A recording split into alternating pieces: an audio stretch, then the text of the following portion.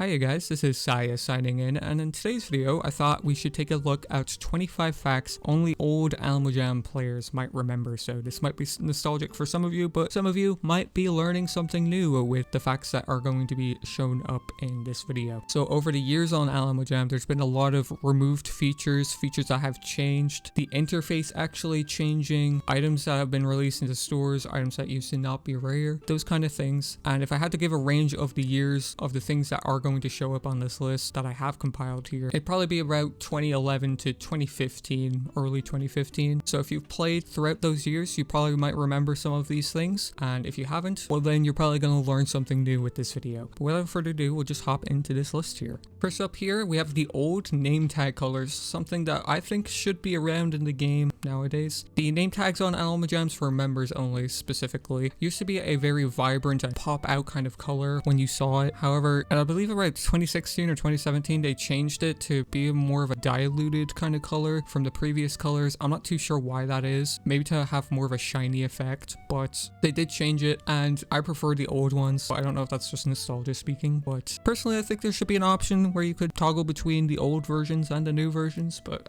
I imagine that might confuse some people. But definitely probably my favorite thing on the list that we are going through now.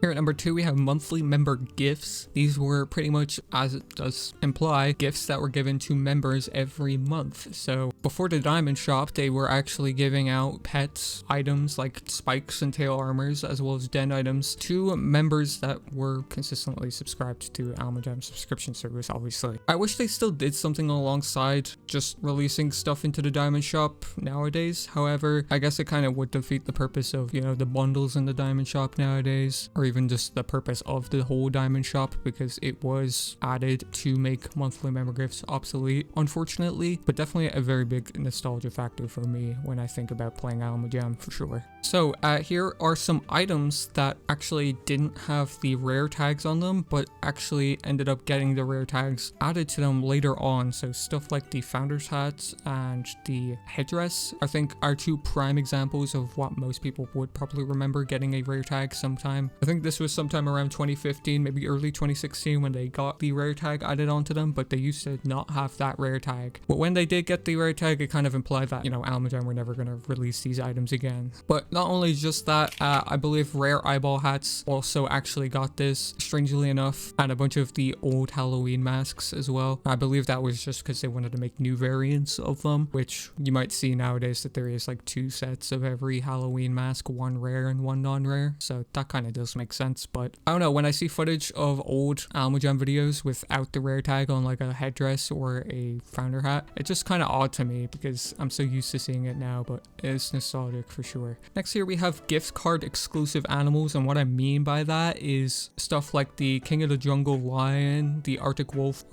and the snow leopard. So these were animals that had like special names of just what they were, and you could only get them through Alamo Jam membership gift cards all the way back in like 2011, 2012. I believe the kangaroo also was gift card exclusive before the diamond shop. However, if you got one of those, it was just called Mr. Wonky Buddy as the default name. I don't know why they use that as the default name, but that was a very exclusive one because you could only get it in Australia and New Zealand, I believe. And then the last time we got a gift card exclusive animal, I believe, was with the Spring Bunny in 2015, which obviously the animal was just called Spring Bunny. However, that was just re-released a few times, and plenty of people have it now, even without the gift card. And then obviously all these other gift card exclusive animals were released into the diamond shop, so it's not as special anymore, especially because a lot of the exclusive names of the animals also got released in bundles and stuff. But you know, there is something nostalgic to, you know, picking up a 3-month Alamo Jam membership card back in the day where you can get like a Arctic wolf or something, and it was like super exclusive because there was no other way of getting them back then.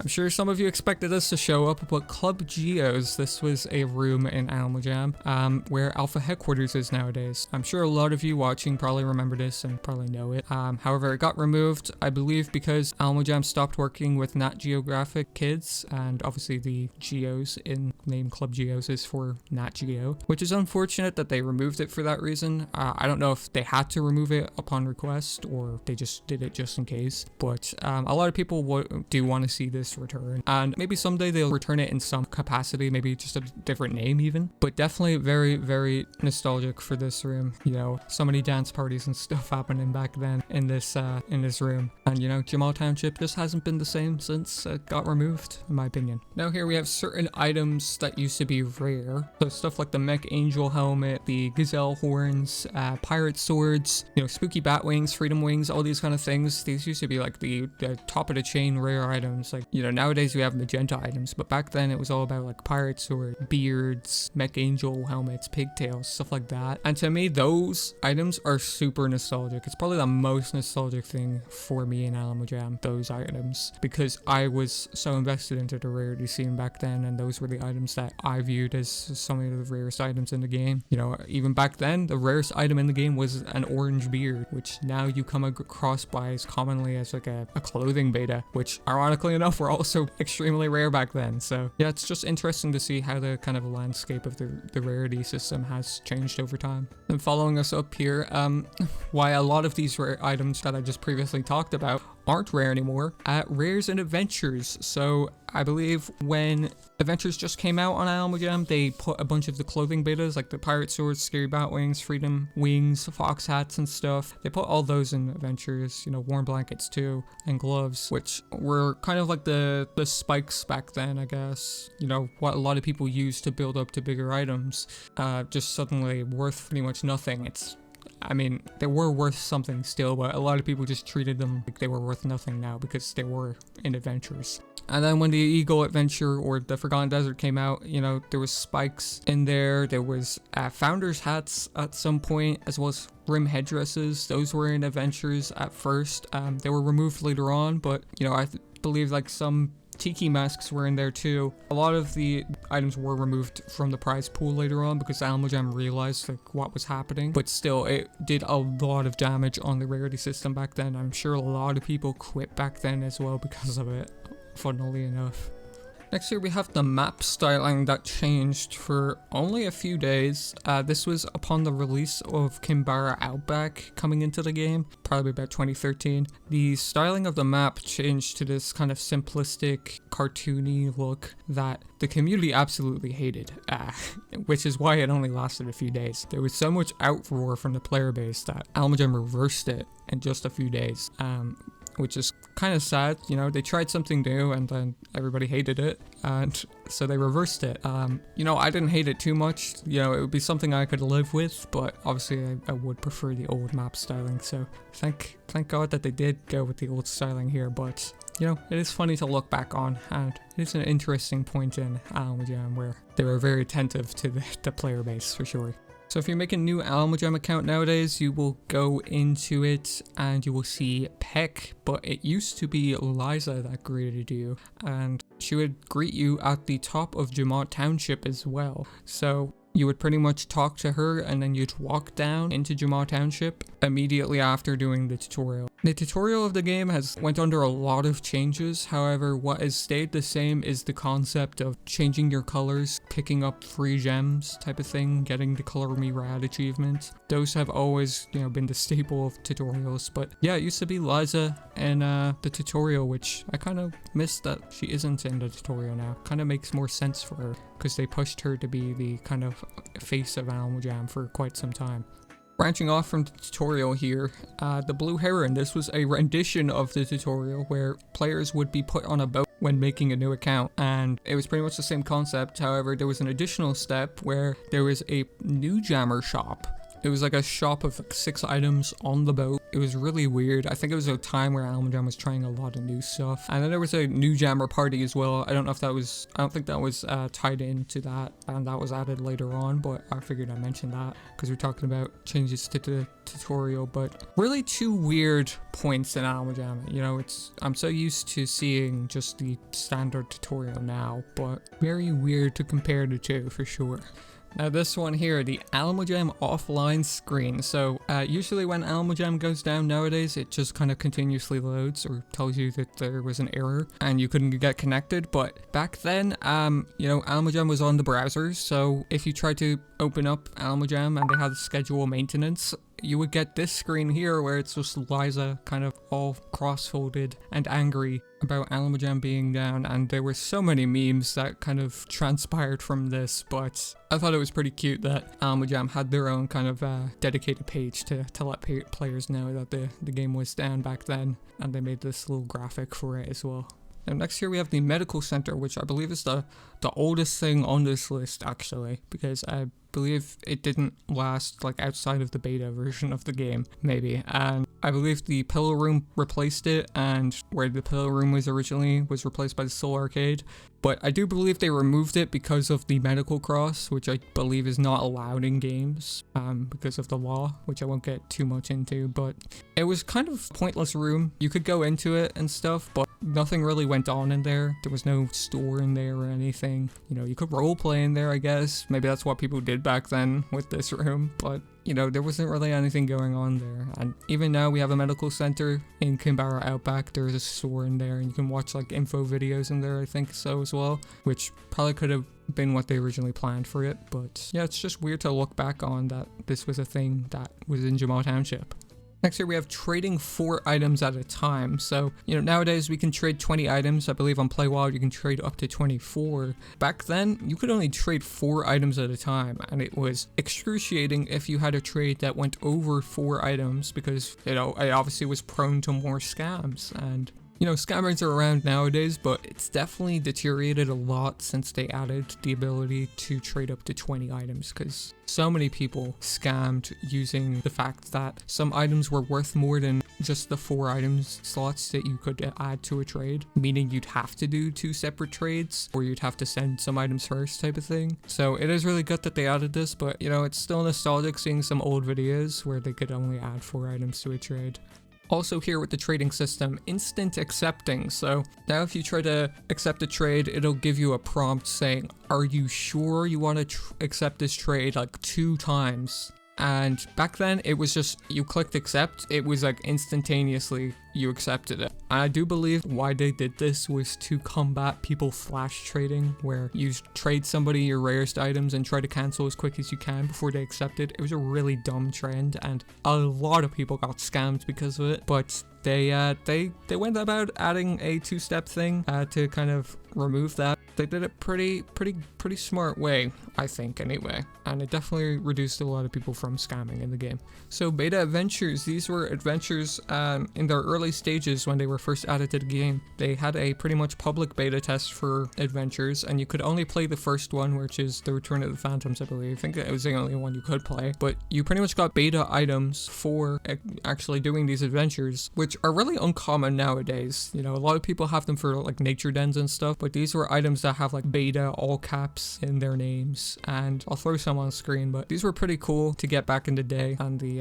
actual beta of adventures. You know, a lot of people were excited because everybody loves beta days on Alamo Jam. You know, getting to beta test a feature, you know, a lot of people loved it. So in December, it's pretty much the Jamaaliday season on the game. You'll be greeted with a gift every day you log in. So it's like this whole calendar with 1 to 31 every day for the month, pretty much. But back in about 2010 to 2012, I think, it used to just be a gift bag selection where you got greeted with this screen here and you had to click on a random gift, and I don't believe everybody got the same gift every day. I could be wrong about that. I don't really remember too much from this, but I believe it did give out gems sometimes. You know, obviously diamonds weren't a thing back then, but you know, gave back out some den items for the most part, I believe, as well. But seeing the change in the two, it's crazy to look at, and obviously the format they use now is probably a lot better in comparison. Now here we have the Easter egg hunt. This was a thing they did a couple times before stopping it, where you'd have to go around Jamal and find these eggs, and once you collected them, you could pretty much get these egg statues and egg in a baskets type of thing. And obviously this was for Easter, and it was a really cool way of them celebrating Easter. The only other time they kind of did this kind of egg hunt kind of thing, or this scavenger hunt, was in 2021. So I do hope they do more things like this in the future. future, and I hope they do it for the future in future Easters as well, because I think a lot of people would like this and a lot of people would be engaged with it. But yeah, definitely a cool thing that I wish they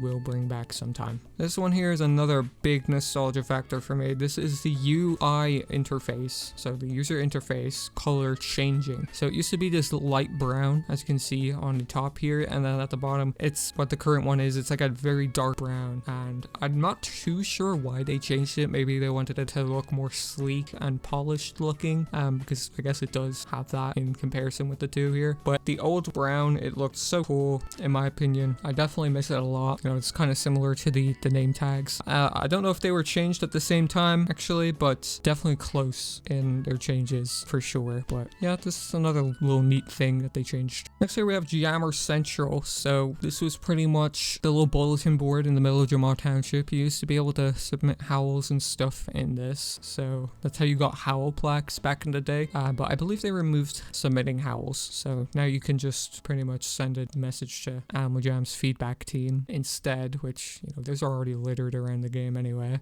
You know, they replaced, I think, the howl stuff with the masterpiece thing, but I don't think they update the masterpieces in there anymore. I think it's just the standard same ones every time you go through it now. I could be wrong about that, but yeah, I do miss looking at Jammer Central and seeing all the howls people did submit there. So this was a thing that also took place with the monthly member gifts, but this was diamonds every Tuesday. So if you were a member back in like 2013 when the diamond shop first got added, if you logged in every Tuesday, you'd get 1 diamonds. So back then it was extremely hard to get diamonds. The only way you could is if you were lucky enough to get a diamond on the daily spin, or if you were a member, you get 1 every Tuesday. So it was really bad for the system overall, because you'd have to be saving up for months just to buy an animal or an item in there, and it obviously was overhauled when they added the diamond daily spin. But yeah, I think this is the only change on this list that I can like fully certainly say that I'm okay with. This and the trading system changes, of course. So up next here we have beta accounts, which, you know, are around still nowadays, but they're less frequent because a lot of them did get membership on them. So pretty much what a beta account was, it was commonly referred to accounts that wore member items were non-member. So these were players that played in the beta and had membership, and when they lost membership, the accounts still retained the items on them after they lost membership. As I said, these are around still nowadays, but a lot of people are less likely to share them out to the public though, because of the referral system on the game, where you can just get referred and then somebody buys membership and then you get membership, which a lot of them did unfortunately get ruined because of that. So next here we have glitched and unreleased adventure rooms. I'd say they're more like concept arts for adventure room. I presume this had to do with another version of the Forgotten Desert, where it was like only flying animals retaining to the adventure, because it used a very similar map to the Forgotten Desert, or it could have been a early version of the Forgotten Desert. I'm not too sure, and I don't really know how people got to this room or how it came about, but you know, one day in like 2014 I think, people just started going to this room somehow, and then people just followed others, and then lo and behold, a lot of people uploaded videos talking about this back then, and it was really weird to see. But you know, this is the first time we saw something like an unreleased room come into the game, and it was very surreal to say the least. So here at number 23, we have calling AJHQ for items. This was something a lot of people do, and it worked for a lot of people back then when the kind of rumor came about. And pretty much what people would do, they just call Animal Jam support line and say, hey, my item got scammed, can you return it? And they wouldn't really investigate it, probably because of the amount of players playing their game at that time, and they just pretty much return the item without investigating it. Obviously this did stop, you know, they stopped giving out their public phone number, they made their phone number private, and then they stopped giving out items to those that were actually scammed and hacked. Unfortunately, it was very circumstantial that people got their items recovered after that. But yeah, for a while a lot of people kind of having breakdowns, worried that the whole rarity system would kind of come crumbling down if Animal Jam kept doing it, which ironically enough, Animal Jam did a worse thing to the rarity system than just this, so it all came crumbling down anyway. Next here we have the old Jamagram system. So this was when you could just view one Jamagram at a time. There was no kind of side menu where you could view messages of multiple Jamagrams at a time, and I believe you know, your mailbox didn't have a limit on it as well, so it would just automatically delete anything at the end except for official Animal Jam letters. So So if you had like one from getting an item from Alamo Jam or getting a Howl plaque or something like that in your mail, you know, that would stay. I don't really know why that got priority, but anyway, I digress. Yeah, they did like a huge overhaul to the Jamagram system, obviously, and then they made a limit on it so people's Jamagrams didn't get glitched out or gifts didn't get lost because of it. And I think, yeah, probably good for the good. I did like the old user interface for it a lot better, but you know, it's probably better that they did change it. So here at the number 25 spot, save the best for last here, Gazelle horns being released into shops. So if you haven't been playing Alamo Jam for too long, you probably see these in stores all the time and not really think much of it. But there was a point in time where Gazelle horns were the rarest items in the game. You know, multiple of them were in the top 10 rarest items pretty much. And Alamo Jam released them into adventures, and then they went down a lot in worth, and then they just straight up released them into stores. And obviously now they're worth pretty much nothing because of that. But when this actually did happen, people, you know, blew up over this, you know, and obviously people were scamming left and right with this as well. But you know, you're looking back at it years ago from now, obviously it's silly to look at, but you know, back then personally I was very agitated about it, but you live and you learn, I guess. But there you guys go. 25 facts only old Alamo Jam players might remember. But to wrap it up here, we'll do a video giveaway. For this one, we're going to give away a purple long. So if you want a chance of winning this, all you got to do is subscribe to the channel with notifications on. Drop a comment letting me know what you thought of the video, and then leaving a like on it as well. All three helps out with the algorithm and all that very much. But yeah, we'll wrap it up here though. Make sure to subscribe with notifications on if you guys did enjoy this one. You want to see more videos like this in the future. Had a lot of fun making this one. Very nostalgic for me personally. Make sure to leave a like if you did enjoy as well, and then let me know in the comments if you remembered anything from this list or you learned something new. You know, you might not know some of these. Do let me know. But yeah, with that, that is Saya signing out.